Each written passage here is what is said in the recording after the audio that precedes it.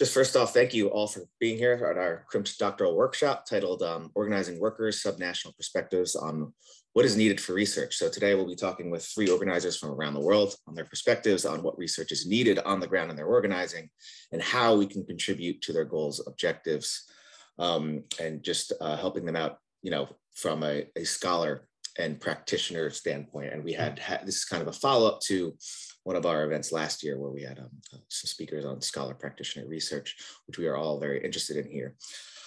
So first off, I want to introduce our organizers from CRIMPS. So first off, being our leader, Nicholas Roby, Eva Herman, Kai Sin Hung, Isabel Rober Maltese, Ji-Yoon Park, Genevieve Richard, and myself, Justin Vinton. We are all from different universities around the world, mainly Canada, UK, and the US. I also, before we get started, I want to mention that we will be having a brown bag next April on a topic to be determined, and I just want you to be on the lookout for that, and we will follow up with that in the coming weeks. So the way today will be, the day will go is first we want to, I'll introduce the discussants, and then we'll give 5 minutes to have 2 questions for them to answer, and then we're going to open it up for a general Q&A. So our 3 speakers today are Roxane Dubois from Canada. She is Director of Strategic Planning at Unifor, and she previously served as the National Chairperson of Canada's largest Democratic Student Union. We have Dan Smith from the UK, and he is a Unison Northwest lead for social care. And Rebecca Gorelli, who's from the US in Arizona, will be attending a little late, so she can hop on and get started with us when she arrives. And she is an educator and organizer from Arizona Educators United and former elected member of the Democratic Socialist Labor Commission Steering Committee. So as I said before, we'll start with 2 questions and we'll give the discussants 5 minutes each to answer them, and they're very broad and general. And then again, we'll open it up for Q&A for everyone else, attendees to participate as well. So first, and I think we can start with Roxane and then Dan and then Rebecca when she arrives. Our first question that we want to kind of pose to you is, what are the key issues you are currently facing in your organizing? So I guess we'll just start there, and then Dan, if you could speak for about 5 minutes, and I know you have a PowerPoint to share, and then we can move on to Roxane and Rebecca. Do you want me to go first? Sorry. Yeah. Sorry, Dan. Okay. Oh no, sorry, I'm sorry. I'm sorry, Roxane. I said you would go first. I apologize. I switched that up on you. All right, I'm good to go if that's okay. Great. Okay. Hi, everybody. Thanks so much for having me here. Yeah, it's great to see folks spending a Friday morning asking these questions and talking about what we can do to support each other. So I've been asked to highlight 3 issues that we're facing today. So I'm from a private sector union in Canada. So we represent 300,000 workers in private sector, but also some public sector. So we have, for the most part, members in airlines, energy, telecommunications, healthcare, manufacturing. And so we try to take the power of all of our members and move forward a vision for workers. So of course, in highlighting 3 issues, it's impossible to not think about the pandemic and what we've just gone through. So I'm going to start with that. I think that one of the key issues that our members have faced in the last few years is health and safety protections in the workplace. Union workers are much more protected for the most part in terms of having collective agreements with language for joint health and safety committees, an ability to have a say in how health and safety is experienced in the workplace. But needless to say, it's a huge issue. There are a lot of workers out there that don't have minimal protections. When the pandemic first occurred, of course, there were huge fights for access to personal protective equipment, PPE. There were huge fights for just basic protocols to avoid transmission in the workplace, distancing, and anything that would actually protect workers on the job. And then, of course, the push to return to work over time spent with families, even in lockdowns, has affected, working class folks very much, and frontline workers for sure, but all workers essentially at some point had to get back to work before having seen most of their families or friends or doing anything enjoyable in life, and had to go back to work immediately. Of course, access to vaccinations when that became available was a big issue, and paid sick days is still a fight that we're fighting now. So people don't have paid time to be off work if they're sick. So of course they're going to work sick, and that creates the situation that we have here, which is we're still in a pandemic. So unions have developed health and safety approach to workplaces, but not all workplaces have a union. I think that safety on the job and the fear of not returning home from work or catching illness or COVID and causing severe illness, long-term illness or death is a huge concern. And it's an issue that I think we just have to wrap our heads around, because pushing a health and safety approach to justice and fairness in the workplace is one that resonates very well right now. So the other issue I wanted to highlight was I wanted to talk a little bit about the overarching category of decent work, working in conditions that are good for your life and your family, free of harassment and discrimination, free of expressions of racism, sexism, homophobia, and any discrimination that may happen in the workplace. But there is one issue that I think encompasses all of those, which is the question of worker voice and democracy in the workplace.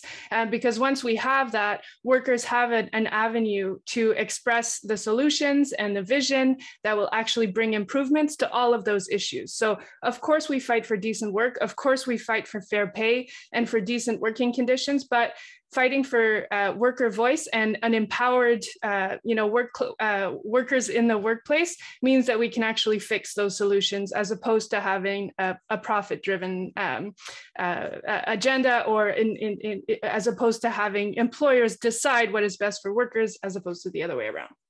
So the last issue I'm going to bring, and I'm keeping time here, and I'm trying to be quick. Oh, my timer stopped, so maybe I'm over time already. You're okay. I'm okay. Okay, good. So the last issue I wanted to bring up is that the far right in Canada is organized and they are mobilized, and they will try to dismantle unions and any collective supports that exist for workers, from the workplace level all the way up to national and unions and to any social safety nets that we have available for working people. We cannot not talk about it. In Canada, we had huge trucker convoys that were organized in early January and February under the guise of arguing against vaccine mandates.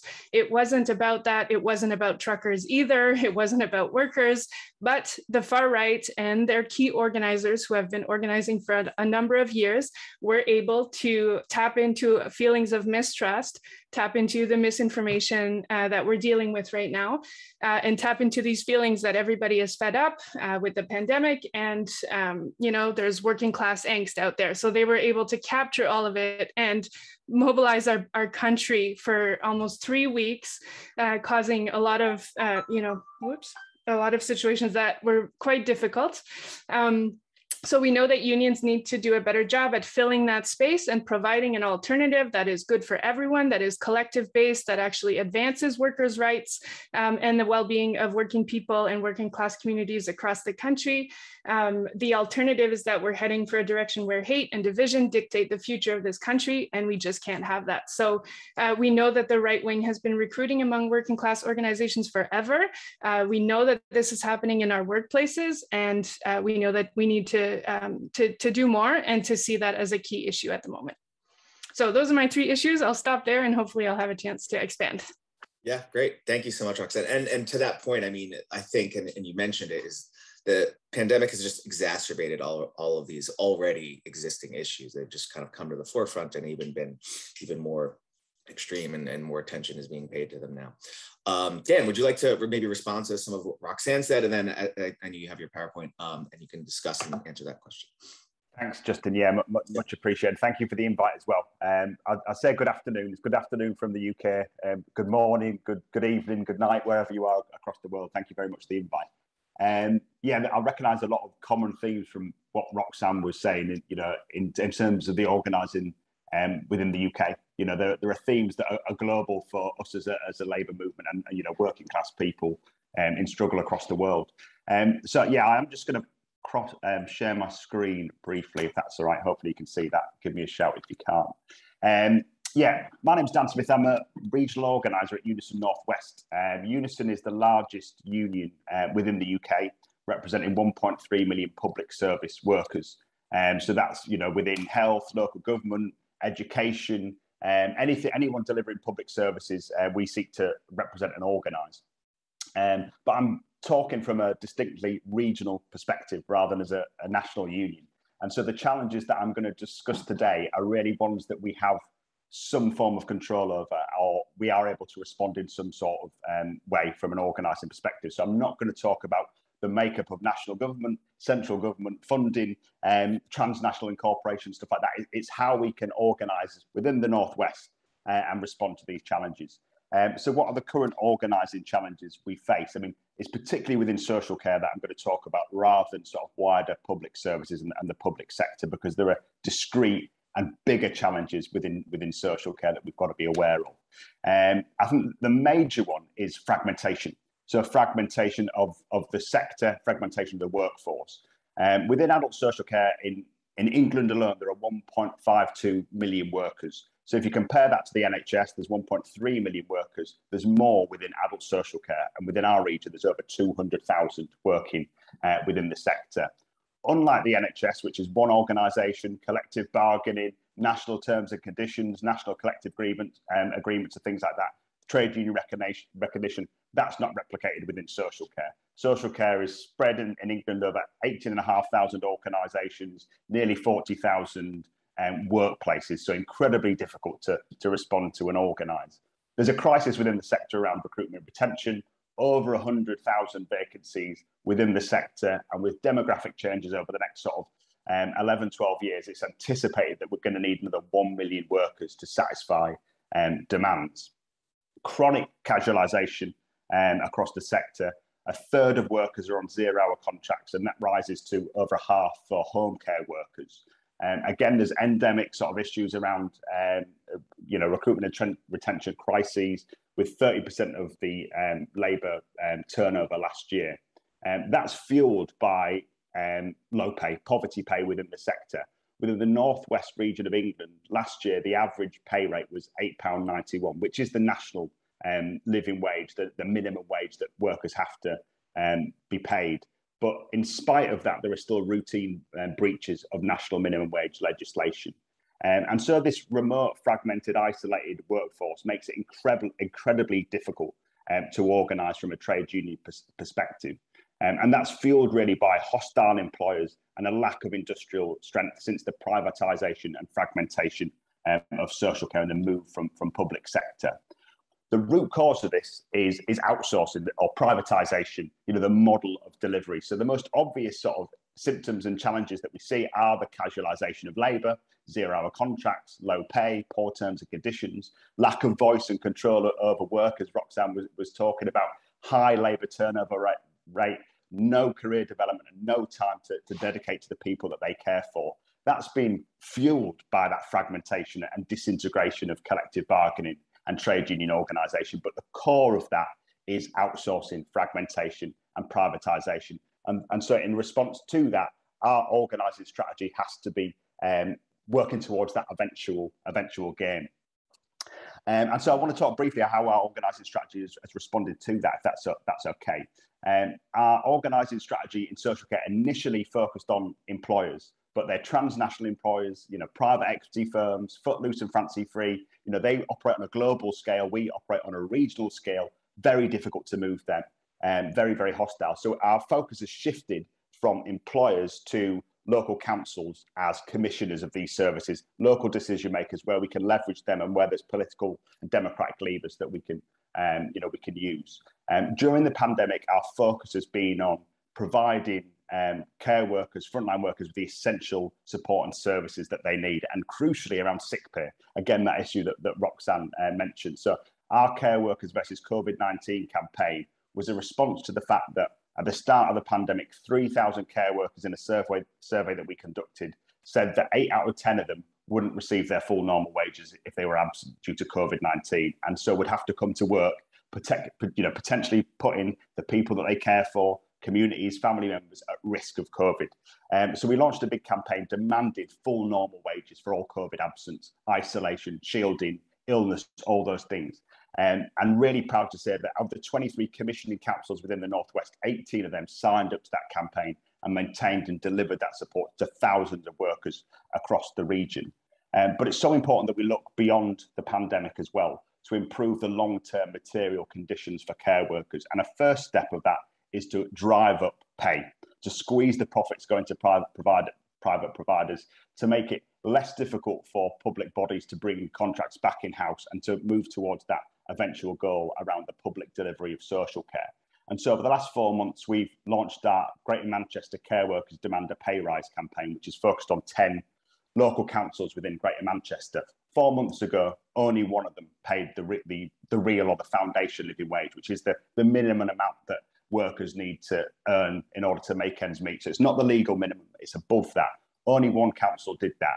Since then, 5 more councils have signed up to that. So we've now got 6 of the 10 councils within Greater Manchester from next month, from the next financial year, will be paying the foundation living wage to tens of thousands of more care workers across our city. And the remaining 4 councils have committed to do it from the next financial year, 23-24 at the absolute latest. So within 12 months, we will be the first living wage city region within the UK for care workers. So that's in brief, some of the sort of key challenges that we face and some of the, organising strategies that we've attempted to employ in order to respond to that. But as we'll come on to in the next question, I think there are some key areas where, academic and scholarly research would really help reinforce the organising that we're doing. And I'll hand back to Justin. Thank you. Great, thanks, Dan. That's awesome, and it sounds like a lot of good work is being done, and more to come with some good goals and as well as results already. And now we have Rebecca Gorelli, who's joined us in the early morning from Arizona after dropping her kids off. So we thank you so much for being here, and I'm sure you can have a lot to say from just what you saw from Dan's presentation on the pandemic and safety issues. So Rebecca, what are the key issues you are currently facing as you're, organizing in Arizona Educators United and your experience in the Chicago teacher strike? So if you'd like to speak to that, that would be great. Sure. And yeah, I'm still waking up. So thanks for having me though. And of course I go to drop the kids off and there's massive, accident on the way back. So I apologize for being late. No worries. So, all right. Sure. So just for context, I work in a very, I don't know how to explain it. I work in an interesting space. I'm a leader of Arizona Educators United, which is basically a statewide coalition rank and file network here that we built in 2018, which the outcome of that was our massive 70,000 person, 6-day strike.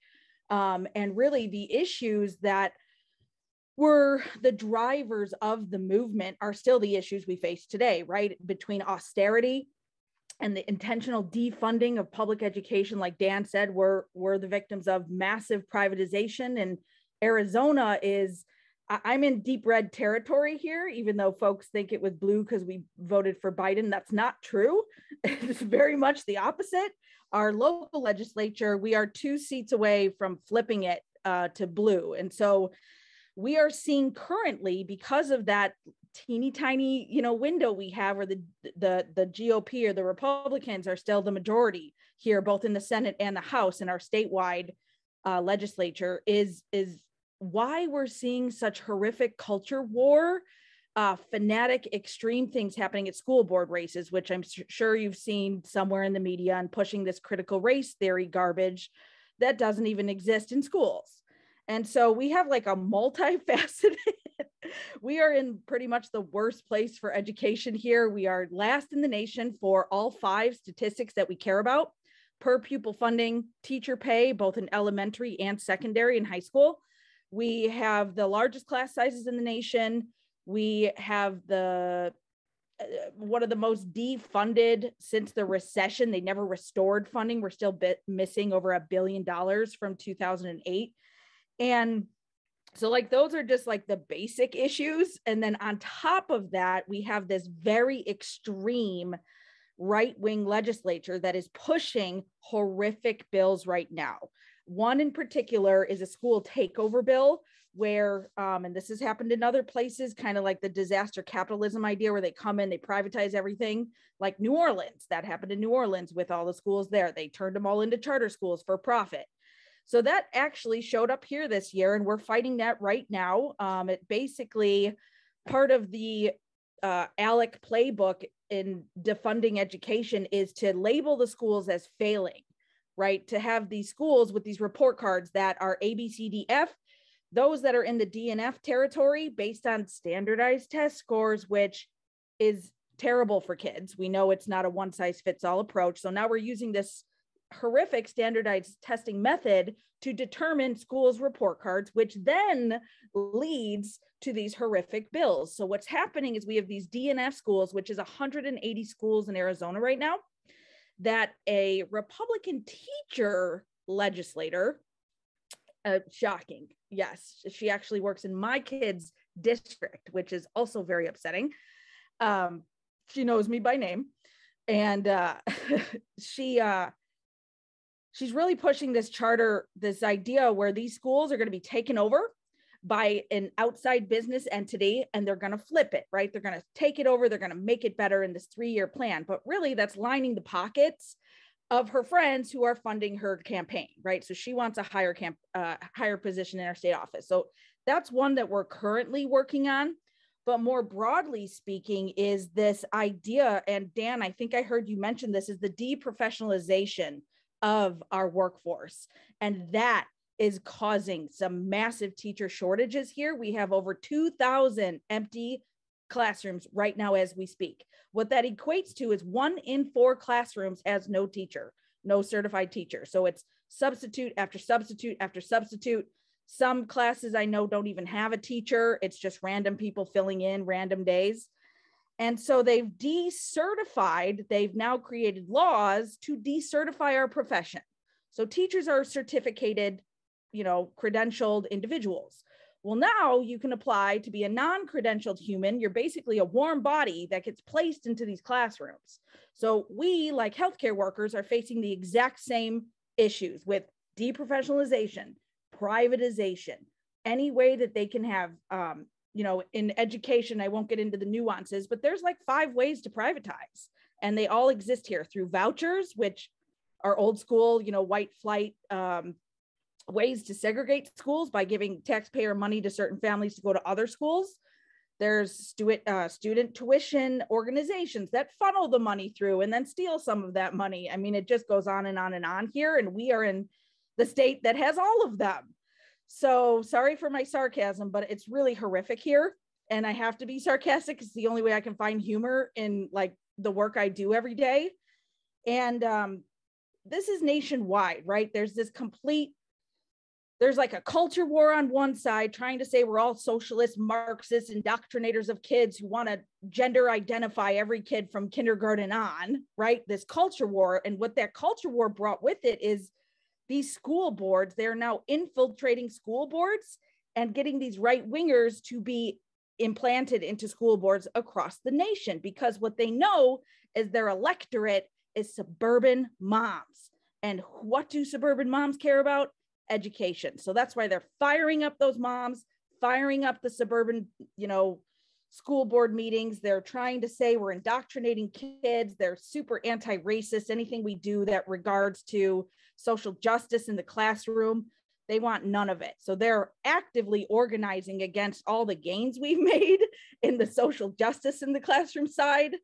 So if there's an issue, it's here, and we are experiencing it because this is the right-wing playground, Arizona.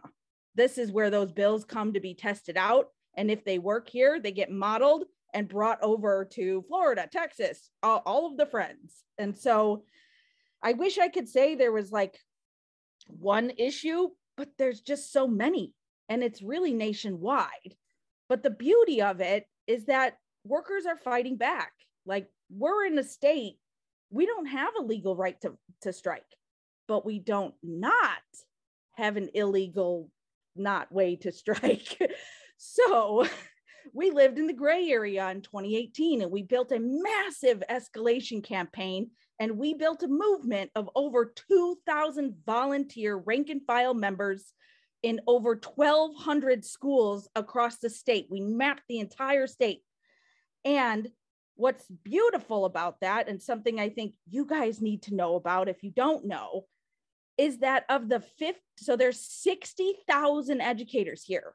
Only 1/3 of them are dues paying union members. So that's 20,000. By the time we were done organizing an external network outside of the union, which is how we did this, between digital organizing and deep organizing in person, we had a great combination. We had 57,000 people take a strike authorization vote. So where did those 37,000 extra people come from who are not plugged into a labor formation? We did that through external rank and file organizing. And that's where our power came from. And then we went on strike. So for us, it's like getting back to this rank and file power that we had in 2018. And really all of those escalation tactics from 2018 came from Chicago Teachers Union, quite honestly. Like that, I draw it upon my experience in 2012. I worked in Chicago for a very long time. And we applied those here. You know, we used things like How to Jumpstart Your Union, that great book about Chicago Teachers Union organizing. That was on my nightstand every night, you know, paging through it, recalling my memory, saying, how do we do this? How do we do this? So anyway, that is a long kind of history there, but it's not one issue. We face all those same issues that healthcare workers, you know, working class individuals across the nation and the world are facing. So I'll stop there. Great, thanks.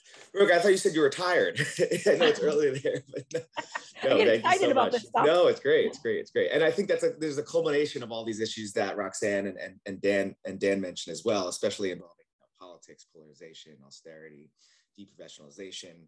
And then kind of the potential solution is like alternative and rank and file organizing, which is becoming much, much more popular and has been around for a while. So I guess we can move on to the next question. Thank you all for that first kind of foray into this. So Roxanne, would you like to respond to, you know, how can research, you know, us as researchers, we're all a lot of PhD students here, other scholars and faculty members, how can we support you in overcoming these issues? What research can you use from us? Because we want to make a difference. For lack of a better term, we want to, you know, be on the ground and help out and, you know, contribute to academics, but also, you know, to things really happening to everyday people. Yeah, so I think that I was just going to start my comments by saying it always helps to have, you know, information that we can run with on the ground. So whether that is, you know, something that helps to the broader narrative that we are, you know, we're trying to put out there, or some actual, you know, facts and numbers that show, you know, the reality on the ground. If we can turn around and talk to workers about how this connects to the overall, you know, problems that we're facing, it's always helpful. So I guess our purpose here is trying to figure out what, you know, what are those things and what is helpful. So I think, especially in light, and this, I started with this, but especially in light of what we've experienced in the last 2 years, there's nothing more precious to workers than their health, their safety, and their lives. And so supporting this idea with evidence of the importance of proper health and safety protocols, how proper safety protocols, possibly vaccine mandates, have actually helped save lives, you know, showing with studies that we can actually put the lives and livelihoods of people ahead of their employers' profit margins. Whatever shows that, that is very, very helpful. Anywhere we can basically make that argument, we should. We have the experience of navigating workplaces in a really, really difficult situation. Of course, we hope there won't be another pandemic, but I think it's fair to say that we have to prepare for it. And so, you know, this is an absolute guess, but, you know, 95% of workplaces have inadequate ventilation right now. I mean, is that a true figure? I'd love to, you know, be able to actually say that. But, you know, so what does that mean? That means that our workplaces, the places where people work, need massive revamp in order to be safe. And I think it's also fair to say that we have been getting by with the infrastructure that we have. But in crisis, people have died as a result of inadequate ventilation, inadequate protections. And so what's the argument coming out of it? Are we just going to argue that it's okay, things can remain the same, we're back to normal and everybody is happy? Or can we actually make the arguments that this is the time to invest in infrastructure, invest in workplace safety, and invest in making sure that people can go to work and come back alive? And so, any arguments around that I think is really helpful. This idea of the private versus the public in terms of ownership of public services, operation of public services, and vision for public services, I think is very helpful. So we have one example right now.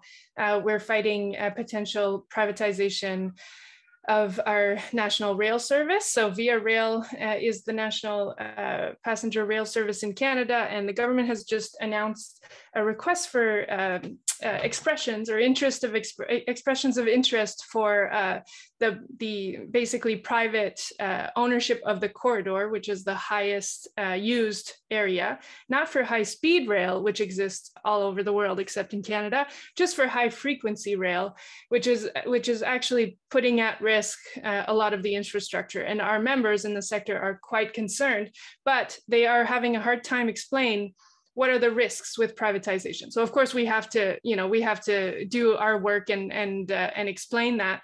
But any research and support that actually does, continue to show the pitfalls with P3s and explain why it's actually beneficial to all of society to continue public services, not just,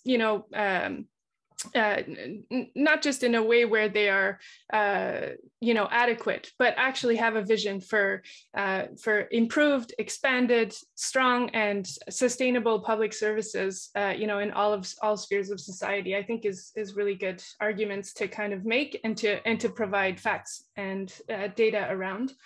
And the last thing is, I know it sounds a little bit general, but unions in society. So, I mean, it's always good to make the arguments about why we need unions. And I know that sometimes we tend to try and show that in dollar amounts, like, okay, well, you have a union, you make more money, which is true, but the democracy argument is stronger. We need a voice in our workplaces. We need a voice in society. Our democratic institutions are broken and they are hurting. And we need to be able to explain that is a worthwhile project for society to enhance our democratic processes and institutions and not tear them down.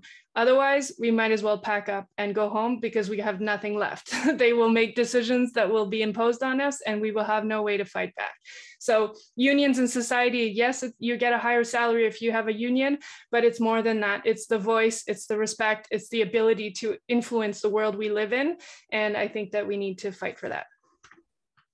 Awesome, thank you, Roxanne. And so two kind of big themes I see around there is like we need hard data and evidence to essentially fuel it and support this argument of reframing debate around unions and organizing for democracy as an institution. So I think that those are two great things. There's more in there too as well. But Dan, would you like to follow up and maybe respond to that, and then say how you think we can help as researchers? Yeah, thanks. I'll share my screen again just because I've got a couple more slides that have organized my thoughts on this. But I think Roxanne's right, and I think all of this can be sort of put into context of as a public service union, what is our vision for public services, and how can our organising, build towards organising workers, building power to deliver that vision? Because that otherwise all we're doing is sort of dealing with sort of symptoms of a cause, which is around sort of how work is organised and the model of ownership, particularly within social care. So in relation to how research can support trade union organising within social care, I want to talk about some sort of broad sort of themes and then some more specific sort of concrete areas of research that I think are certainly applicable in the UK and maybe sort of relevant for other places around the world as well. So I mentioned previously that our targeting has moved sort of beyond employers, because we want to be able to move people, move decision makers to target politicians as decision makers, as commissioners as well. And politicians are obviously susceptible and responsive to worker pressure, to public pressure, to community pressure, but unlike hostile, private sector, transnational, nasty corporations, they're also responsive to persuasion and argument. And I think that's where research can be incredibly helpful for trade union organisers, for workers, to equip us with the knowledge, the arguments, and the evidence to move those local politicians and commissioners. I also think they can support our campaign planning, our power mapping, our identifying opportunities for leverage, power analysis, in-depth, deep company research and forensic accounting to arm us with the arguments and identify the opportunities to move commissioners and decision makers. And it can also help us identify workforce trends, which can identify opportunities for issue-based organising as well. I think research can also identify institutional, legal and political opportunities to influence and to win for workers. For instance, what are the pathways and the arguments for the public delivery of social care and wider in the sort of the vision of what public services can look like, as Roxanne said. And I think potentially there's also a role for comparative research. Are there international trends in terms of finance capital extracting profits from public service delivery? And can we build international solidarity and campaigns against this global supply chains, big transnational providers and employers? And are there good examples of direct public sector provision of social care in other countries that we can learn from? So there's some sort of broad themes in terms of, I think, how research can be useful. Thinking more specifically, one thing that we say often in our sort of organising, campaigning, internal, external messaging, discussion with politicians is we argue that there's an intrinsic causal link between the quality of employment, so pay, terms and conditions, occupational sick pay, the security of contracts, all these sort of things, and the quality of care.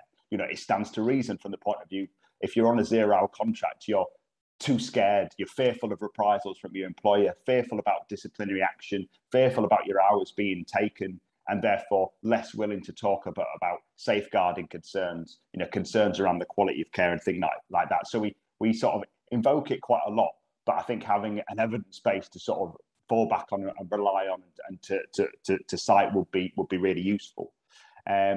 The second one is establishing that link between the fragmentation, privatisation and sort of financialisation of social care and the quality of care.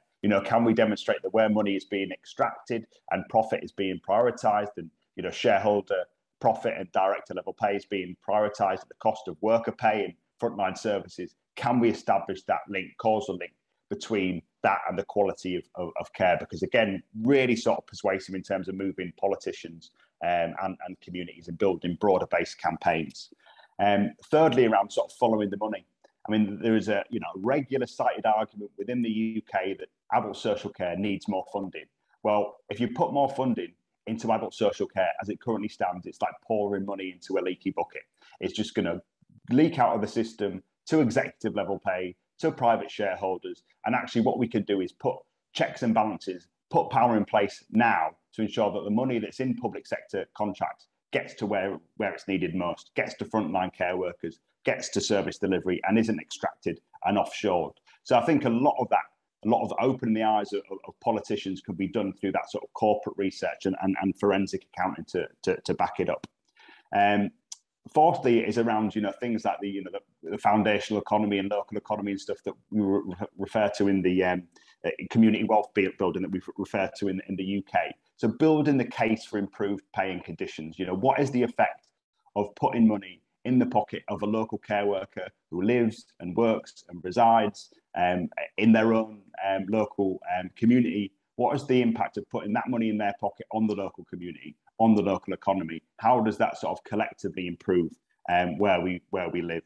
And can we establish a clear argument that and link that occupational sick pay is required within social care, is required within the health sector as an essential public health measure in response to COVID, but also in response to potential future pandemics and other illnesses as well. And lastly, to help identify the opportunities for insourcing and the public delivery of social care. Again, that vision of what public services should look like. You know, in the UK, that's around sort of looking at opportunities within local commissioning, democratic levers that we can pull, taking advantage of things like social value to embed things like the foundation living wage, trade union recognition, occupational sick pay, guaranteed hours, permanent contracts, that sort of thing, opportunities within procurement, and any other sort of legal and regulatory opportunities as well. So yeah, they're just a handful of key areas that would be incredibly useful. It may be out there already, and if it is, happy to be pointed in the right direction, but if not, it would be incredibly useful. Great, thanks, Anna. Thanks for being specific, bringing from broad to more specific. And I think one theme I want to highlight is this the opportunity for international and comparative research, which I think CRIMS could be a great network to leverage with everyone here. So hopefully we can continue and do that. Rebecca, would you like to respond to how we can help support research, or help support you on the ground with research? Sure, and I'm going to take a slightly different path because Dan pretty much everything Dan said. I was like, we need that, we need that, we need that. Specifically in regards to the corporate research, because that we have actually tried to work with, you know, Little Sis, the organization that helps us follow the money for education.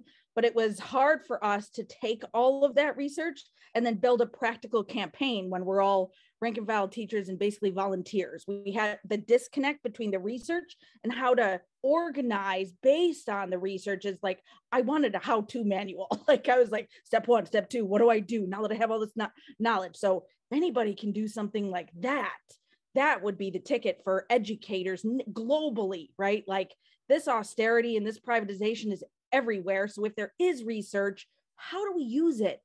And how can we build campaigns when we may not be the union? We may be, you know, rank and file external people who can influence the union also. We're all union members, but we may not be exec board members.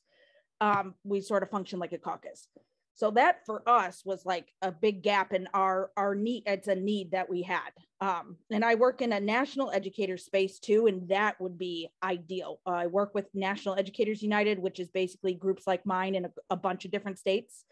So our goal is to help each other learn how to effectively organize better, how to improve our organizing. So if there's any practical like ways to do that, that is what we need. The second thing that I thought about, and it's, you know, unique to, I guess, us here in the way we built our rank and file strategy is relationships. And I think, Justin, maybe you were working on this at one point, but that relationship between the labor, you know, management, like the union, and our rank and file, and how do we, can we build some research about how these relationships, especially where the conditions are so horrific, like here, where that relationship is beneficial, right? It's a need. We can work in a more radicalized space than the union. We can move faster. We don't have bureaucracy. So I don't think there's enough research out there on really what did we do here in Arizona and like West Virginia educators, same thing. I think there's one person doing a lot of research on this, Eric Blanc, but more globally, how can we take what we've learned here with our rank and file networks we've built in multiple states and apply it to scale it up? But what we need is the argument of why we need to exist. Why is this a good thing? And how can it help build power? So any arguments around the rank and file strategy, but in the context of how do you relate to the union that may, you know, be big and strong versus here where the union's weak. So those are my two big pockets. Great, thank you, Rebecca. And you were referring to some research that I do on labor management partnership, how unions act as a vehicle for voice within, you know, across industries, but I look at teachers and education. And there is an issue of unions kind of potentially, you know, needing to get more involved in rank and file politics as well as, you know, organizing. Okay, so I guess thank you so much for all of that. That was fantastic. And there's a lot to discuss and unpack here. So I guess I can pass it over to Isabel and Eva to move us on to the next part. All right, guys, thank you so much. And thank you, Justin, for the excellent sharing. And thank you very much for everything that you said. It was really, really helpful to me. And I feel like I really learned a lot and kind of helps me process where my research might go and how it actually might be beneficial and useful. But now I'd like to kind of open the floor up for questions, and I'd also like to tell the speakers that you guys can ask each other questions too. But first of all, has anybody on the floor have any questions or anything that they'd like to add or answer? Yes, Laura. Yes, hi, good morning, everyone, or afternoon, or whatever time. Well, thank you to our presenters today. They're super interesting. I have a lot of questions and I'm still organizing my thoughts, so I hope I'm being clear.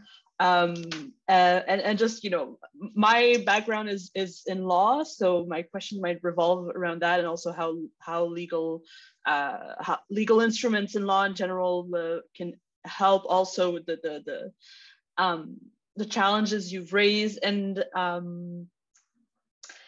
so one of my first questions also, I'm also really interested in the topic of fragmentation, and I think, you know, also what Rebecca brought, the idea of that even in education we're seeing outsourcing and this like deprofessionalization. And so I was curious actually to know, in the UK, you mentioned that in social care that you know, the numbers were fascinating, that there's, I don't know, like thousands of employers. And I was wondering what the legal structure is there to allow unions to represent such a fragmented workspace, because my sense is that in Canada, or at least in the province of Quebec, this is not so easily done. And that's the problem, is that concrete union organization is hard, because unions are associated with a fixed employer most of the time. And, you know, there's a lot of exceptions to that. So, you know, I was wondering, again, from the legal side, if that wasn't an impediment. And I don't know how it is in the UK. And also, you know, the United States is another circumstance. So I was just curious about the legal structures that allow you to still reach such a fragmented workforce.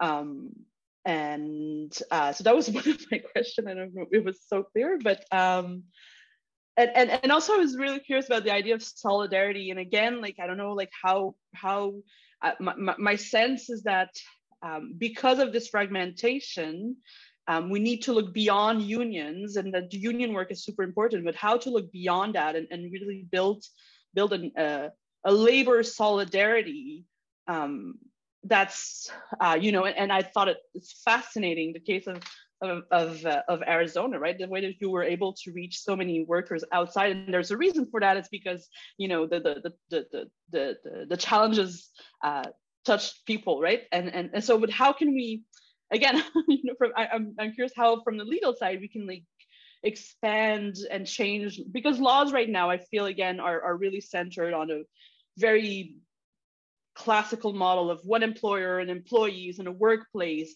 And, you know, the idea of workplace doesn't exist anymore, almost, like the way that that the laws describe them. So how can we think about solidarity in a more concrete way? And I think that's something that you expressed in the, you know, the research that can be done. Yeah. So it was a bit comment/questions, but those were the two main points. And yeah. Brilliant, thank you, Laura. No, they're excellent questions, or I think they're excellent. I'd love to hear the answer to those two. Before we go, has anybody else got a question that they have already ready? No? Okay, so shall we quickly go to Dan and then Rebecca to answer those questions, and Roxanne will ask you to kind of sum up afterwards if you've got any question, answer in relation to it. Dan. Thanks. It's a really good question, Laura, about sort of legal situation in relation to collective bargaining within social care. So I'll respond to that question rather than the second one, probably. Most of social care is outsourced. So any elements of social care that remain within local government or the National Health Service are covered by national collective bargaining. Over the last sort of 20 odd years, you know, there has been the systematic, you know, outsourcing of those services from the public sector to the private sector, or to the not-for-profit, or to the charity sector, and collective bargaining and recognition is weak or non-existent within that sector. There are some recognition agreements with some of the big national providers, but they're very weak. I would argue that they're not necessarily worth the paper that they're written on, because they're not based on sort of majority support, majority trade union membership, and an active sort of workforce that's engaged within the union. The reality is within social care, you've got sort of three elements to it. So you've got residential social care, which is like your nursing homes and things like that. So you've got a common workplace, and it's easy to sort of organise there because you've got a common workplace where there are workers. So you've got access to them, maybe not in the workplace, but outside the workplace. Albeit if you're stood outside, it's probably a sign of weakness if you're sort of trying to sort of get workers on the way in and out. You've got supported living, which is for people with sort of learning disabilities and physical disabilities and stuff like that, which tend to be smaller workplaces, which are, again, a common workplace. And then there's home care, which is fragmented. And because work is organised not through sort of physically going to a workplace to get a rota, it's now all done electronically and texted and emailed and stuff like that. Quite often, those individual workers working isolated, never go to a common workplace, so it's incredibly difficult to organise. So within our sort of membership density within social care varies greatly, in relation to that. So within home care, fragmented workforce, our membership density is in single figures. It goes up to sort of higher, where you've got supported living and residential care, where you've got that common workplace, and usually where there's a more recent legacy memory of being part of the public sector and the relevance of unions. So if they've more recently been transferred out of the public sector, then you'll have higher density, you'll have higher engagement with the union, and you're more likely to have recognition. Although due to the weakness of sort of employment legislation, as contracts come up for renewal and provider changes, like it's very difficult to keep collective agreements like recognition agreements moving along with those contracts, just for how weak employment law is within the UK. So there's no sort of sectoral bargain, there's no sort of recognition across sort of social care. What we've tried to do is take advantage of local commissioning of councils that sort of can set requirements in their contracts, minimum pay rates, right to trade union access and stuff like that. We've tried to target that as a way to as a substitute really for sort of sectoral bargaining. And if we're able to do that on a council basis and then on a city region basis, then on a region basis, it's trying to build up the sort of different layers of, a substitute to collective bargaining. But yeah, it does. The environment makes it incredibly difficult to organise workers in that setting, unfortunately. Thank you very much, Rebecca. So I think I need a rephrase of the question, because I wrote down something that I think might have been different than what the targeted question was. So this question to you is predominantly about solidarities. So how can we look beyond trade unions, and how can we build labour solidarities within unions and across the working class? Is that right, Laura? Yeah.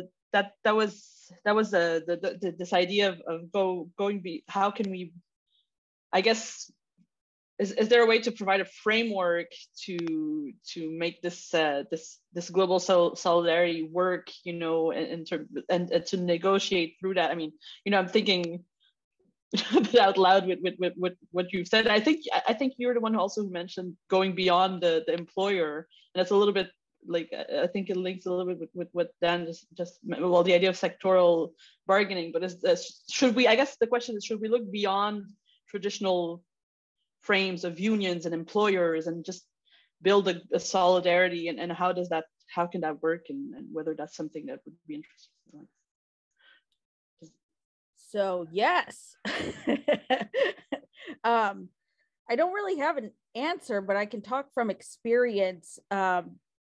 Because we have built this National Educators United Network, which has 12 state affiliates, we are working on building solidarity ourselves with Educator United groups across the nation, which are basically rank and file statewide groups. Some function as a caucus, some function in the manner we do, where we're not trying to be a reform caucus that takes over the union.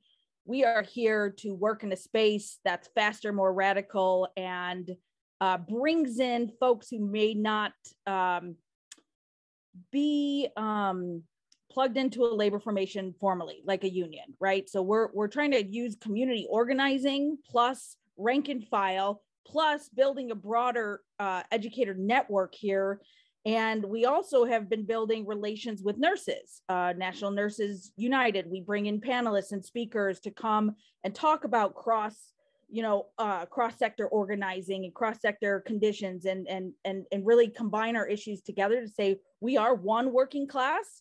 So I think the more that we can build solidarity like panels and bring the issues to the forefront, make connections for people who may not see those connections or don't work in our spaces, is a step in the right direction. So that's kind of the space I work in. I don't know legally how any of that can be handled, but I think it's up to us as the rank and file to do this. And that's the work I do on a daily basis, because that's what we've realized through the Red for Ed movement here, right? Is all the educators that have been going on strike, we all talk to each other. We get in meetings together. We know each other by name, right? We're building this national solidarity network already. I wish it was faster, but it's not. And really, because that's where our power comes from, right? Is our solidarity. So that's all I'm going to say. Amazing, thank you very much. It's just so interesting as well to see how different forms of organising kind of works, and how you can create different networks across borders, and also how you can find new ways of targeting, as Dan was talking about before, which I think is also useful. We need to think of new ways of kind of doing things. And Roxanne, would you like to answer the two questions and see if you've got any further? Yeah, I think I would just say we often say there's no shortcuts in trying to build solidarity, and that I think is what Rebecca is trying to say, is that one-on-one conversations is usually the way to go. I think when it comes to employment standards and worker, I usually say workers' rights, because it includes the set of legal protections that workers have access to. Sometimes, like for example, in Canadian context, it will be the Employment Standards Act in the different provinces, or the Labor Relations Act. Those acts are old. a lot has changed, and sometimes they have been updated or tweaked throughout the years, but for the most part they do not reflect today's workforce, or the conditions under which workers go to work today. But what we have to be careful is not go the other way, where actually we move the legal framework in a situation where workers are more isolated and less protected. We have to do the other way. We have to make sure that the laws are updated so that workers are, have an ability to connect to each other and have the protection and the decent working conditions that allow, for society to make sure that people can go to work and live and just have what they need to be able to kind of contribute. One of the challenges of fragmentation is isolation, right? When workers are on their own, and I don't mean just physically, I mean, if you work as an independent contractor, you won't have the same ability to exchange your story, to exchange your experience, to build from what we can do collectively, because you're already working on your own, and that's the context of your workplace, of your work. So as somebody who really believes in the way in the fact that we should build a world that is based on collective basis, I would like the legal framework to reflect the fact that we have to find a way for workers to be represented collectively, right? Even though employers and capitalism has forced isolation and has forced a downward pressure on wages, and has limited workers' ability to work together and to come collectively, we, I think, have to find ways to overcome that and to make sure that the laws are following, this vision of the world. So that's, I think, my comment on the legal framework. I should really take a moment to plug the Canadian Freelance Union, which is one of our project, which is for independent contractors. So I've been working and organizing with that project for a number of years. They are what we call a community chapter within Unifor, which is an organizing model that we open to workers who can't access collective bargaining in the legal sense, but that still want to organize for improved working conditions and a better world through the union. So, probably not enough time to go into the details of that today, but the Canadian Freelance Union is kind of our most active and exciting project. They have a website, they have all that stuff. So people can look it up if they want. So, yeah. Right, Laura, do you want to reply? Yes, thank you. Well, yeah, just a very small, simple question, because Dan Smith mentioned the idea, sectoral negotiation, and so yeah, it's even in Canada, it's by exception, by legal exception, that it's possible. So I wonder, is this something that is an interesting avenue to follow in terms of building more horizontal solidarity and representation? Dan, do you want to answer? Sorry, so just to sort of clarify the question, so could sectoral collective bargaining be used as a way to build that sort of broader working class solidarity? Is that? Yeah, I mean, yeah. So, but I guess I try to reach a bit all three speakers. But yes, is sectoral negotiation something that you think in general could be an interesting avenue to follow, or? I think so. Definitely. I mean, it's not something that exists, in the UK, and I think it wouldn't happen under the current certainly not under the government, the current sort of neoliberal sort of capitalist system.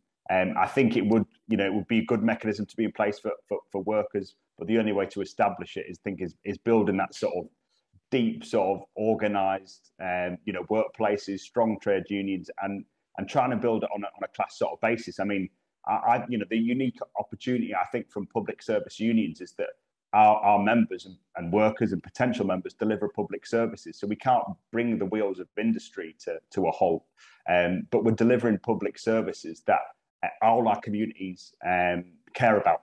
So I think we've got a unique opportunity to sort of look at, whole worker organising, looking at sort of community organising, look at tenants union sort of organising, look at bargaining for the common good, things that just make a difference within the workplace, but make a difference for our communities as well. And I think it's by building up that sort of workplace community solidarity that you can build that power to put in place structures like, sectoral collective bargaining that will sort of drive up your paying conditions for workers. But there's a constant struggle within all, certainly within UK unions, and I'm sure it's replicated with, brothers and sisters around the world as well, in terms of what resources and priorities put into that sort of community organising strategy. I'd certainly be interested to hear from, colleagues within the union movement around the world about, where you are in terms of sort of organising resources, organising strategy, because it is a constant debate within our union, but also other unions within the UK as well. Amazing, thank you. Isabel, you had some questions. Well, there was a question in the chat, and it kind of bridges with what you were saying before. So linked to how we can organize workers and build power. And then there were the question, well, all three of you mentioned that there was a polarization of identities, and there's also a diversification of identities amongst workers. So the question in the chat from Kai is, how are or could unions and researchers strategize or frame identity issues going forward internally? And also, how can we address identity-specific issues that are both kind of systematic, so in the society, and individual workers' identity issues? So how do you handle this? I think this is a question that all three of you can actually jump in and answer if you'd like. Should I start? I don't know. Yes, sure, of course. Okay. I think from a perspective of research and data collection, I think that one of the calls that we have been doing throughout the pandemic is for the collection of race-based data and gender-based data. So making sure that the data that we're collecting and starting with actually has that lens, because I know we can't draw conclusions, but at the moment we live in a world where essentially whatever is happening is going to be worse worse for women. It's going to be worse for racialized worker. It's going to be worse for those who are living conditions that are marginalized or actually challenging. So but without identifying the data or without having that lens from the get-go, then you can't necessarily draw those conclusions. And so I think showing as much as possible the impact, but then I think the important is to connect it back to the overall context. So we know that sexism, racism is a tool of capitalism. It is used to divide workers. It is used to divide communities, and we have to rise above. And so, of course, unions have to reach out to communities, listen to and create space for those for stories to come forward, and we have to recognize that our fights are linked. And so from a advocacy and mobilization perspective, there shouldn't be fights that are separate. When we're fighting the far right, some of the leading messages have to come from our racialized workers, because they are the target, and in many ways our message is linked and connected. So that's probably more of advocacy and mobilization perspective, and how we organize around issues within our unions and within our workplaces. But I think in terms of data, collecting data that that reflects the many realities in our workplaces, I think is important. Thank you very much for that, Roxanne. Dan and Rebecca, did you want to jump in and add to that as well? No, I'm good. I couldn't have said that any better. that was phenomenal. Yeah, I agree completely. I think one additional thing that unions need to do is reassess, our structures and how we engage members, potential members, and how we develop activists and how we organise. I mean, as a union, we're 70% women, but that's not reflected in our activist structures, our branch officers, our branch leaders. It's still majority male. So there's a long way for us to go in relation to that, particularly within social care, where you're talking 80-90% of the workforce are female. Now, our union structures in terms of like activist development, stewards, workplace leaders, is based on a model that is of the past. So it's based on a model where we have a recognition agreement and a facilities agreement with one big public sector employer, like the NHS Trust or the local council. And we're recognised, we bargain, and we get a set amount of facility time. So 1, 2, 3, 4, how many, it varies, but people are on full-time release to the union. And they're able to undertake as much union learning as they want. They attend 5-day courses, 10-day courses on organising and being branch officers and stuff like that. But that is just not fit for purpose with the current world of work. So in the fragmented social care sector, where you've got hostile employers, you don't have trade union recognition agreements, you don't have facilities agreement, there is no right to time off for trade union activity. So the vast majority of workers in that sector who are women have additional responsibilities, domestic responsibilities around caring for children, for elderly relatives, things like that. So there's a double sort of barrier in terms of them engaging with trade union activism, and our structures just aren't sort of fit to respond to that. So I think there's a lot of internal sort of discussions and reflection to be had as unions to be able to sort of identify and develop those leaders within those sectors. Thank you so much for that, Dan. So this really reflects kind of like the work that has to be done both internally within the union reps to actually ensure that we represent the members, that they reflect who the members are, and then mobilize the members by creating collective identity, notwithstanding their individual identities then. That's quite interesting. Thank you both. I think Andy had the first question, yes? Hi, yeah, my name's Andy. I'm here in Bristol in the UK, and kind of come at this from two angles. I'm a lecturer in sociology, and I've done quite a lot of research over the years on trade unionism, but I've also been a long-standing union activist, trying to organise amongst my colleagues. So I just wanted to empathise with Rebecca. You know, it is hard to bring these things together sometimes, you know, the research and what is practically useful for you as an activist. So I don't have any simple answers to that. Before I forget, I just wanted you, if you could give us the name of that researcher again. It was Eric something, so I just don't want to go away today having missed that. But I think my main point was, just hearing all of the contributions so far, there seems to be kind of various focuses for research here. There's the kind of resources for organisers, which is about, you know, the research on industries, on the companies, on how the service works, on the political environment, and etc., and the effects upon workers. So that seems to be generating research which is of use for organisers. Then there's the other kind of research, which is what Rebecca was talking about the rank and file network. How does it work? That seems to be researching on the organising process itself. And I think in that specific incident example, it would just be useful to just document people's stories. You know, how did this happen? Have some interviews where somebody bothers to sit down and talk through with somebody, you know, what did you do? How did it develop, etc. And then it goes beyond the experience of an individual to kind of pick up the whole picture of this. I think that would be really useful in and of itself.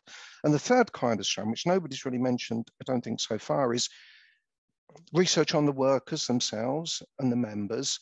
You know, one of the things that I really wanted to do with our members, which haven't done it, is ask really simple questions when people join the union. Why have you joined? You know, what do you actually want from us? What are you willing to do to get what you want, etc. And I think documenting this would be a really practical use. When it would come back to this section, this idea about identities, is that, you know, I have a sense in which, you know, I talk to members in my own union. We've got some really highly ideologically motivated people, you know, people who are socialists, but yet I've never seen them at a union meeting. I've never seen them on a picket line. And yet we've got other people who they say, oh, well, I joined the union because I've got a grievance, or in case I have a problem with a manager, or etc. And just, I think, getting a sense of different kind of types of identities of people who are in the union, either at the branch level or at the national level, would really kind of give us a broader sense of who are we as a set of union members. And then the art, I would think, would flow from that is, how are we going to put all this together? Just hopefully, just some reflections. I hope that was useful.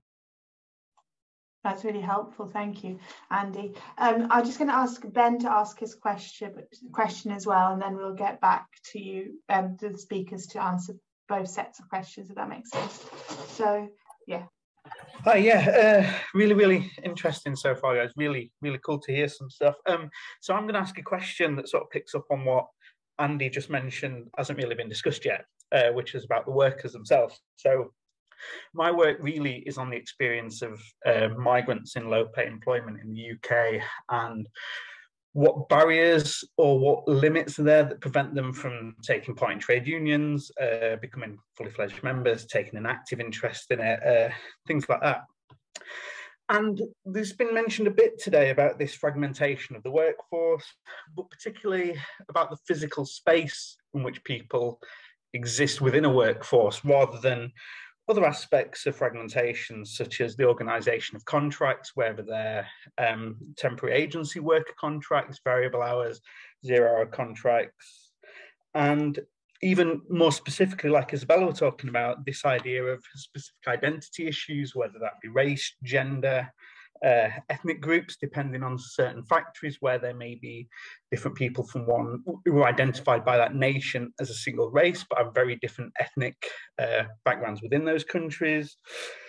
What's the collaboration like between your unions and other organisations like community-based groups, worker centres in the US, etc., that can help bond the workers better to the unions? Because when serviced better, the workers then obviously have a better vested interest in the union, and this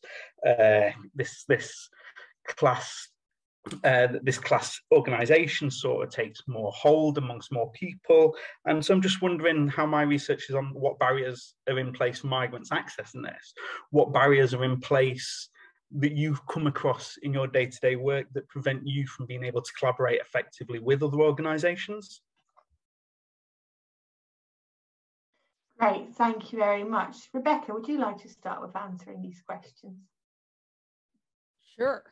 I wrote down some ideas. And I'm only going to speak on my experience here in Arizona. I've only been here for 4.5 years now. And what I've seen, though, from our, like, before I came here, there was this amazing movement of, it's a group called Lucha, Living United for Change, who was organizing against a horrific bill, the Show Me Your Papers bill, where folks could get pulled over on the side of the road and asked for their immigration papers. And they actually built the most amazing community organizing structure here and have built an insane amount of power 10 years before Red for Ed even started here. So that movement of they built this amazing, statewide organization based in community values. And then our movement was working on a few of our tenets of our demands is bargaining for the common good, right? And so when we took a community-based approach, we had natural allies, right? We had Lucha, we had these groups that have already been doing the work before Red for Ed became a power, that we now are working together on certain issues, and we build power together in certain arenas and on certain bills we work together. So I think, like, even in a place in Arizona, right, we have this border nonsense with the border wall. Like, these are our natural allies, right? These are our folks that we combine our issues and values with, that we together find ways to get into our communities. And the beauty about being an educator is I'm very well positioned in the community, right? I have access to not only these families who have migrated. I worked in Alhambra, which is a West Phoenix, highest refugee population in all of Arizona. I had kids from over 37 countries, like Thailand and Syria. I had a ton of kids who had fled from Syria. And the beauty of being positioned in these places as educators is we have access to these, to community, right? We have access to families who want better lives. We have access to other working class folks. So for us, it's about embedding ourselves in the community and making those connections with our community. And then our communities join together for a larger community. That was our community-based organizing model we use here, is what issues do those communities matter? So I'm probably going off on like tangents, but what I've seen here, and I'm a native Chicagoan, I'm from Chicago, I was Chicago Teachers Union, so I'm not a native Arizonan and I can't speak about the history, but what I know since I've been here is we now have the first labor council ever. It hasn't existed before, and now we have one. We have the Democratic Party Labor Council. We have two, a South Arizona and a sort of like Central Northern Labor Council. And when I first got here, I was like, where are the labor councils? Where are the formations? Where do I go, right? I had no people. I didn't know where to go. I was used to Chicago, which is a very different, that's a union town, right? I grew up in a union town that had like strong values about unions. And coming out here, I was so shocked that those labor councils didn't exist. But in the 4 years I've been here, through our movement and joining together, we had all the trade unions joining with us. They paid for our water. They were the guys in, helping with the march, and they supplied pizza for us down at the Capitol. We built those through our movement, but our movement was on the backs of the other movement, right? So we have these movements, and if we all just keep moving and moving and moving, and now we have these labor formations, it's really exciting here. We're completely changing things here, and we're making some strides. I don't know if I nailed your question or not, but it's exciting to see going from no labor formations to these movements, and now some labor council structures where we do get together with painters, right? IUPAT, we get together with IATSE, the arts. We got the railroad workers with the smart engineers. We got these groups now that we talk on a regular basis about the issues. So it's very exciting here to have those spaces where we can connect for the outer community of how our issues are common good issues. And that's our way forward, is bargaining for the common good. That's our way forward. We know that here. Amazing, thank you. That's a really helpful answer, or to me it is. Thank you very much. Roxanne, do you want to answer these two questions? Yeah, really quick. I think that we're often conditioned to look at organizations as this like kind of structural thing with, you know, headquarters, and we almost, you know, especially when representing workers in the private sector, we kind of recognize the corporate structure as the way that organization works. A union is not like that. Our union has thousands of local unions and is involved at many different levels, and it's often a strength, and it's often a strength that we don't even put forward that much, but we should, because, you know, a national office of a union does have partnerships with different community organizations. We'll develop work jointly with you know, coalition partners based on what's going on and what is active. We do it with a number of people. Workers Action Center in Canada, in Toronto. We do it with the Canadian Anti-Hate Network. You know, there are a number of organizations that we will from time to time build projects with. But there's more than that. There are long-lasting relationships at every level, regionally, because we have a democratic structure that has a regional representation. And at the you know, very at the base of our union are the local unions, where they also have community associations with, you know, groups and partners locally. And it's impossible to track that because, you know, we're all about metrics and we're all about, you know, showing numbers. But a union is more than that. It is not the number of likes or clicks. It is not the number of, you know, social media posts. It is the number of connections. And as you know, unions can play a leadership role in making sure that we are encouraging our locals to reach out, to talk to the Indigenous communities in their area and to actually support them in their fights, to talk to those people who are fighting for affordable housing in their communities and support them in their fight, to show up to some rallies with the sound system and the flatbed and all the equipment that union members usually have, and support those who are fighting those fights. So, and we can't track that. We're never going to be able to give you a report of how much community activism we actually support, because it happens all the times at every level. And in my view, what we can do is encourage it more and to make sure that our members and our activists know that that is a part of being a trade unionist, is to show up to the anti-racism rally that's happening, and to identify yourself as a union member and to create a connection there that will be long lasting. So just on community organizing generally. Amazing, thank you, very helpful. Dan? Yeah, well, I think Rebecca and Roxanne have been very, very comprehensive with that, and I'd echo a lot of what they said, and not got much to add. I mean, I think Andy and Ben are spot on in terms of the sort of areas of research that would be really interesting and really helpful. I mean, a lot of those questions, Andy, around sort of what motivated people to get involved, what, you know, inhibits and what barriers there are to getting involved, and what action people would be willing to take about the issues that matter to them, and things like that. I mean, those conversations happen, agitational, persuasive conversations with organisers, but there's no sort of systematic sort of monitoring and reporting and analysis of that. So from an academic point of view, I think that would be very useful. And talk about the sort of barriers to collaboration sort of across communities. I mean, I think Rebecca and Roxanne have been spot on in terms of the vision that we need to sort of build across working class communities to combat that and to respond to that. I think the barriers are capacity and resource from an organising perspective, in that, you know, the boots on the ground, the organisers on the ground to sort of be able to sort of drive and build that capacity. And a lot of it comes down to the sort of, you know, the vision and strategy of the union and the structures of the union that can often be barriers to that.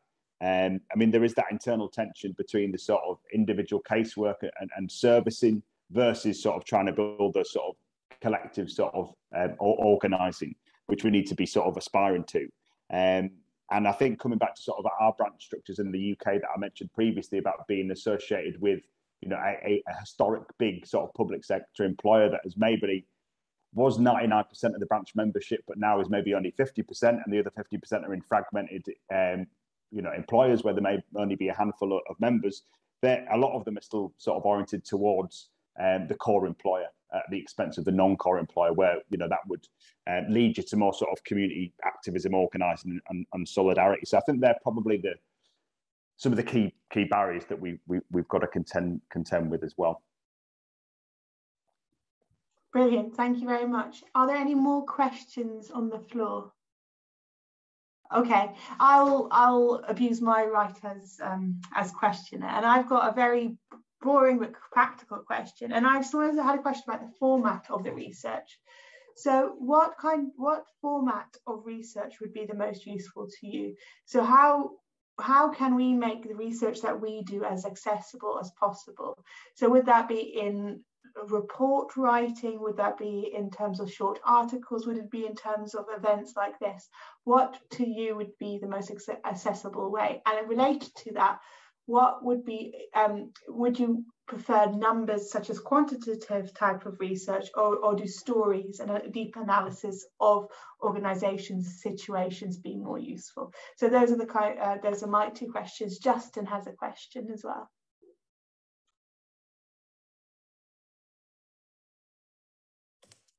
Should I say it now? Yes, please. Okay, sorry, yeah. Okay, so so I know this is an issue in terms of usually like collective bargaining as well, is getting information from corporations. And I think, Dan, you mentioned like forensic accounting and corporate research, and others had mentioned it as well, which I think is really important. But do you have strategies to get these type of sensitive data or evidence that we'd be looking for that really could support an argument for organizing and for workers? Because as researchers, I mean, one of our biggest, obstacles many times in undertaking a project, we have a great research question, but we don't have the data to necessarily prove it or answer it, even though we probably know what we're saying is right. And it seems like, unions generally might have that issue too. Especially in terms of bargaining, like you have more money you can give us, or things like that, or you really can afford these resources for training, whatever. So just to speak to that issue, if you have strategies, and I know there are campaigns to kind of get corporations to release files, and you can lobby governments and stuff like that, but it can be really difficult with private companies. So just, I guess, if we could speak to that issue, because I think that is a big one that can kind of channels between both researcher and scholar practitioners. Brilliant. Thank you. Dan, would you like to start? Yes, good questions. So I think just in response to yours first, Eva, I mean, I think the format of the research, I mean, as simple, as straightforward and accessible as possible, really. I mean, as busy organising teams, just to be able to sort of digest, compute, analyse information, that makes it a lot more easier.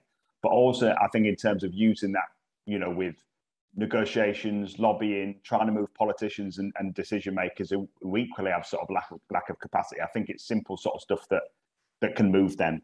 And executive summaries of research and things like that is really helpful. Those reports, I think. The quantitative research is incredibly helpful. Like having a clear fact, something like that is brilliant. I mean, we bring a lot of the sort of more qualitative stuff in with worker testimony, worker experience, and sort of getting workers in the room with decision makers and at meetings and stuff like that. So I think we can probably provide a lot of that. It's probably the quantitative stuff that is, we can back up and say, look, it's not just this one worker or this big group of workers saying it. We've got this research that said this is the fact. That this is happening across the community, across the employer, across the sector. So I think that would be really good.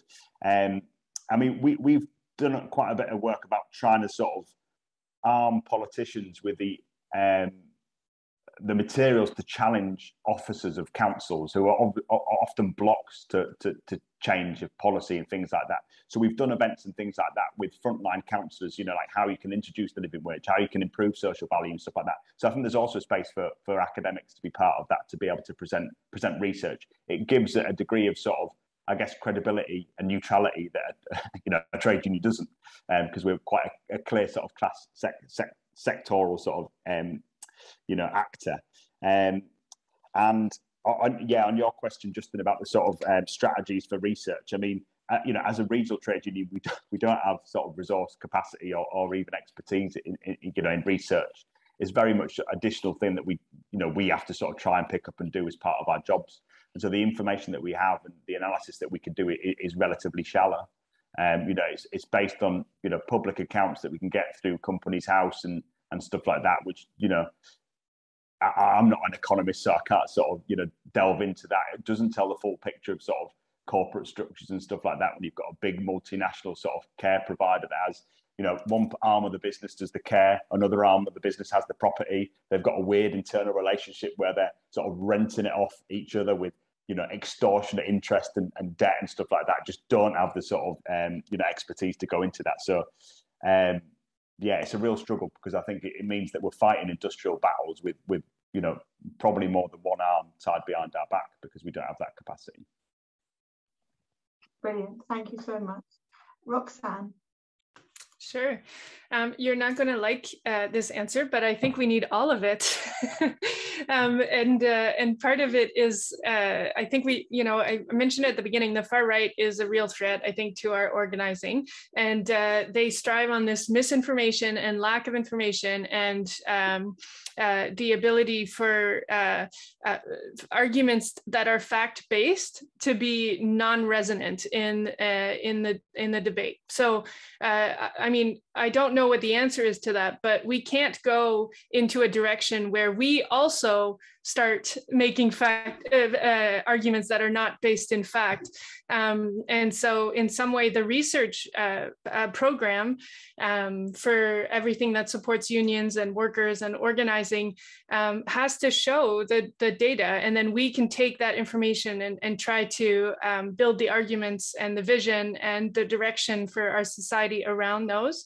So I would caution a little bit because there's often a tendency to, you know, I would caution researchers to make sure you're not self-censoring and just making things a little bit more simplified in order for it to be digestible. Like, let's not do that. Let's work together with the communications people and the researchers and the organizers to take the information as it comes out in the study and make it and adapt it for, you know, for our purposes on the ground, instead of, you know, cutting ourselves short and just presenting things that are simplified because it's easier to understand. Like, let's, you know, I think we have to challenge ourselves a little bit to understand, you know, the world as it is, as it comes through your studies and all your research work, and to take, you know, what we can and adapt it. So that's, and of course we need it in every format. We need it in infographics. We need it in leaflets. We need it, you know, as reports. Also, I can plug the Canadian Centre for Policy Alternatives because I'm involved on the board of that organization too. We believe in research. Like, research is important to these movements and to our work. And we're, you know, unfortunately, that's kind of a battleground.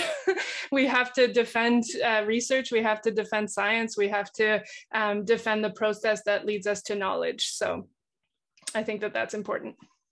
Thank you very much. Okay, Rebecca had a question and she has an answer. So do you want to go? Oh, yeah. So I was thinking of what you said about research. And for us, I feel like in the educator space, there is a ton of research out there, right? Like, our national unions do a pretty okay job getting us the information we need. It's more of the practicality of how do we take research and put it into motion. So for the educator space here in the US, it's like this book that Eric wrote, The Red State Revolt, which tells our story plus Oklahoma plus West Virginia. This kind of stuff is what we use to help us continue building our movement. And then this one, I wrote a chapter in here about our movement, Strike for the Common Good. And this is excerpts of stories from different places on how they organize. Like, these are our how-to manuals. And so for us in the educator space, more of this, but with the lens of these rank and file strategies in places that do not have strong unions, or unions that just follow a business model, right? That aren't invested in the rank and file strategy. So more stories, more like how-tos, even if like this is just full chapters of different organizing across the nation, from Los Angeles to Chicago to here. This is the kind of stuff that is so practical and useful for us. Like, even the short article I gave you that Eric wrote about our digital organizing. Now everybody can go and look at that, right? And use that. And if they want to talk to us about how we did digital organizing, I now go out to I've been to 25 states now and gave presentations on our digital organizing. So it's those practical steps that we need of how do we take the research and then put it into practice. Brilliant. Thank you very much. Okay, so Andy's got a question, and then after Andy's question, I'm going to ask each of our speakers to kind of give us a roundup of one piece of advice or one thing they'll take away, and then I think we'll close up for the day. But thank you. Andy. Just a couple of quick observations. Sorry for having a second go. I mean, I wanted to synthesize together what Roxanne and Rebecca are saying. I think it's right, Roxanne, that we shouldn't, if you like, dumb it down, for want of a better word. But I think there's ways of operating at different levels. So when what Rebecca's talking about, you know, the kind of our stories book, this is how to do it.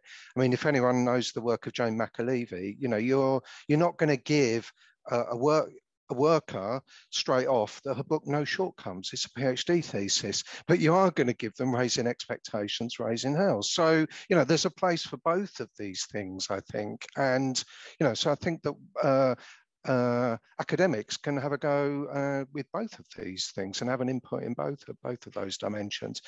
Following up from what Dan was saying about, I don't know if there are any forensic accountants in the room, but you know, this is not necessarily a skill which is particularly involved or employed by, you know, the labour movement, I don't think. But I think it should be. You know, I found it hard enough when, again, as a local activist, wanting to know the university accounts, how do I make sense of those? You know, I find it hard where to go, you know. You know, I went to... you know, members in my own economics department. And even then there is a limit to the expertise. So I think, you know, as a movement, we need to bite the bullet here. You know, we probably have to say, you know, Unison, a huge organisation, the biggest union in the country, probably needs to put out some job adverts for forensic accountants, which are a resource for people to, you know, for organisers to go to provide that detailed knowledge and understanding. Great, thank you very, very much. All right, so Roxanne, do you want to start and then tell us your final words? Yes, I would just finish by saying there is a lot to be done, right? Like there's no shortage of fronts on which we're fighting here. And I also play a role with our union's young workers. And at the end of every session, I always tell them, whatever you're into, there's a place for you, there's something to do, because whether you're fighting for climate justice, whether you're fighting for racial justice, reconciliation, or economic and justice and workers' rights, all these grounds are huge battles at the moment, and we're facing, you know, attacks on many fronts. We're facing the need to mobilize and to organize and to actually do better and think better in terms of the way that we orient our society. So there's no shortage of work to be done. So I hope that, you know, that if anything, that can serve as a bit of an inspiration. You know, if you have a field of research and you're looking for ways to connect it to the movement, there is likely a way to do that, because we are, you know, in need of much of it. So I'll just leave it at that. Oh, great, thank you. I'm going to go Dan, and then Rebecca, you can finish us off. Thanks, Eva. I mean, thank you very much for the invite, really. I think it's been a really interesting discussion. I mean, I've learned a lot from, you know, from everyone in the meeting, and particularly sort of trade union colleagues from you know, across the other side of the Atlantic. And I think it does illustrate, you know, how much we have in common as a movement. On Andy's point about recruiting forensic accountants, I mean, Unite recently advertised for forensic accountants. And I think that's, you know, as a result of, you know, their new general secretary that obviously comes from an organising background with a very clear sort of organising agenda, which I think is really useful and is good for the movement, and that there is a, you know, a move towards that. I mean, I think we probably covered most things. I mean, I think the key thing is sort of further collaboration. I mean, like, you know, Karl Marx said, you know, philosophers interpreted the world, and our job is to sort of change it. And I think it's probably, you can probably look at academia and research in that sort of context as well. And you can interpret the world, but together collaboratively, we can change it. We can win for workers, and we can sort of push that progressive agenda. So yeah, thank you very much for the invite and the excellent discussion. Well, thank you, Rebecca. Well, Dan, you keep stealing all my thoughts. I keep thinking about collaboration, right? Like getting in a space like this, hearing about the struggles, sharing resources. Like, this is how we grow, and this is how we build our power, is by hearing our stories, getting these articles and books and all these things, and really just learning about how we built power in different spaces, really with the common against austerity, against neoliberalism, right? And so I just think the more we can do this, and that's why I automatically say, yes, I will come into this space. I will come into any space. So if you ever have a need for someone to tell the Arizona rank and file story, I'm happy to do that. If it serves a purpose, I've got a presentation already built that I'm happy to come out and, you know, anything, whether it's a panel or just a small group of 5 people who want to know the story, I'm happy to do that. And I have a network of many educators across the nation if you ever needed connections to other ones as well. From East Coast to West Coast, North, South, doesn't matter. We have a pretty good network here. So I just want to offer that collaboration space and, you know, fill that need if there's ever a need for information about educators in the US. So I'm honored to be here. I can't thank you enough for listening to the story. Let's just keep moving. Well, let's give them all a big round of applause, and thank you so much for all the amazing questions and answers. And yeah, thank you very much for joining us. And I think it was useful for us at least as well. Thank you. Thank you very much. Thanks all. Cheers.